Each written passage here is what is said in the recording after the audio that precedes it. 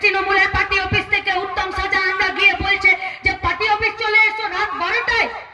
আর তারপরে সেখানে সুজিত বসু, পার্থ ভৌমিক, রাজীব কুমার, লীনা গঙ্গোপাধ্যায় এরা গোটা সন্দেশখালী ঘুরে বেরিয়ে এসে বলছে যে সন্দেশখালীতে সব চঙ্গাসি, সব ঠিক হ্যাঁ, সব ঠিক হ্যাঁ। যদি তোমার বাড়ির মেয়ে ছেলেকে, তোমার বাড়ির বউকে, তোমার বাড়ির মাকে, তোমার বাড়ির মেয়েকে, তোমার বাড়ির বোনকে তৃণমূলের পার্টি অফিস রাত 12টায় ডেকে আর ভোর 5টায় যদি ছেড়ে দিত, তোমরা অম্লান বদনে দাঁত কেলানো মুখে বলতে পারতে তো যে সব ঠিক আছে?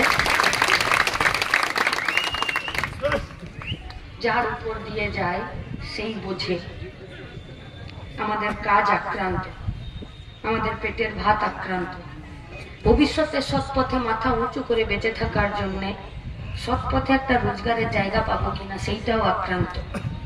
কাল আপনি বুঝ দিতে পারবেন না পশ্চিমবঙ্গের বেকার ছেলে মেয়েদেরকে যে কেন তোরা বালি পাচার, মাটি পাচার, ভোট লুটে, পঞ্চায়েতের টাকা লুটে, আবাস যোজনার ঘর লুটে পয়সাতে তোরা তোদের কেন নাম লেখাচ্ছিস।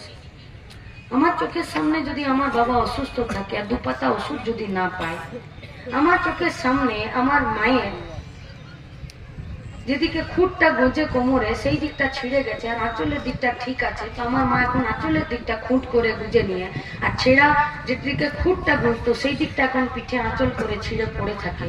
সেই মায়ের যদি আমি 2 বছরে সুতির ছাপা কিনে না দিতে পারি, আমার বাড়ির ছোট বাচ্চাটা তার যদি কোনোদিন একটু আলাদা করে ডিম সেদ্ধ বা একটু আলাদা করে মেলা দেখার জন্য ছটপট করে, বা যদি লেখাপড়ার জন্য তাকে যদি একটা টিউশন না দিতে পারি, সেই মেয়েটার চোখের জল, সেই মেয়েটার মন খারাপ আমাকে ঠিক থাকতে দেবে? আমি যদি সৎ পথে রোজগারের জায়গা না পাই, আমিও রাস্তায় দাঁড়িয়ে কোথাও বালি পাচার, কোথাও গরু পাচার, কোথাও লোহা পাচার, কোথাও ভোট লুট, কোথাও 100 দিনের কাজের টাকা, আর কোথাও আবাস যোজনার ঘরে লুট করার জন্য পাড়ায় তৃণমূলের দাদা হয়ে দাঁড়াবো। আর তারপর তোমার বাড়িরই কোনো মেয়ের যদি হাত ধরে টেনে নিয়ে বেরোই, এ পুলিশ কিন্তু আমাকে ধরবে না, কারণ তখন আমি তৃণমূলের নেতা। চলে যাচ্ছে হাজারে হাজারে। কাউকে জিজ্ঞেস করছে যে ভাই তুমি কিসে চাকরি করো, বলছে মাস্টারে। তখন লুকিয়ে জিজ্ঞেস করছে 11-র আগে না পরে? বলছে না না, আমি 11-র আগে, আমার চাকরি যাবে না, চিন্তা নেই, আমি আছি।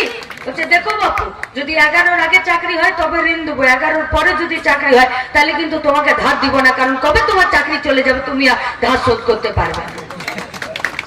কেন এদের এই অবস্থা হলো? अभी तो सिर्फ इलेक्टोरल बॉन्ड का जो दुर्नीति है वो निकला है। माने मोदी रखन धुतिर शुद्ध काछाटा खुलेছে। इसके बाद पीएम केयर फंड आया। जे पीएम केयर फंडे করোনার সময় গুচ্ছে বড় লোক, গরিব মানুষ, ভারতবর্ষের বিভিন্ন সংস্থা তাদেরকে টাকা দিয়েছিল যে করোনার সাথে লড়ো।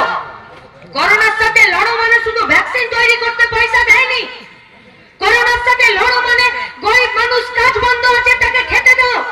করোনার সাথে লড়ো মানে যার বাড়িতে রেশন পৌঁছাচ্ছে না তাকে রেশন দাও। করোনার সাথে লড়ো মানে যে বাড়ির লোকটা হসপিটাল যেতে পারছে না তার বাড়িতে ডাক্তার পাঠাও। করোনার সময় লড়াই মানে আমাদের গায়ের, আমাদের পরিবারের যে ছেলেগুলো বাইরে পরিযায়ী শ্রমিক হয়ে পড়েছিল তারা যাতে হেঁটে হেঁটে বাড়ি না ফেরে, তারা যাতে গাড়িতে করে বাড়ি ফিরতে পারে, তারা যাতে বাড়ি ফিরে খেতে পারে, তারা যাতে বাড়ি ফিরে 2 মাস নিজের সংসারটা চালাতে পারে, তার জন্য তাদেরকে মাসে আমরা বলেছিলাম 7,500 টাকা করে দাও তাদের ব্যাংকের अकाउंटे। किंतु मोदी बोलो कि ये फंड का कोई हिसाब देश का जनता नहीं ले सकता। क्यों? क्योंकि ये कोई सरकारी फंड नहीं है। तो पीएम केयर এর প্রধানমন্ত্রীর নামটা কি তোমার বাবা তোমাকে দিয়েছিল? ওটা তো দেশের মানুষের নাম করে নিয়েছে।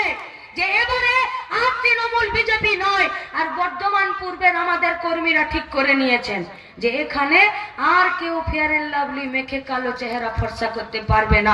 এবার যদি কেউ জেতে তো সেটা নীরব খাই জিতবে, কারণ আমাকে বাঁচতে হবে, আমাদেরকে বাঁচতে হবে, আর গোটা পশ্চিমবঙ্গ ভারতবর্ষকে বাঁচাতে হবে।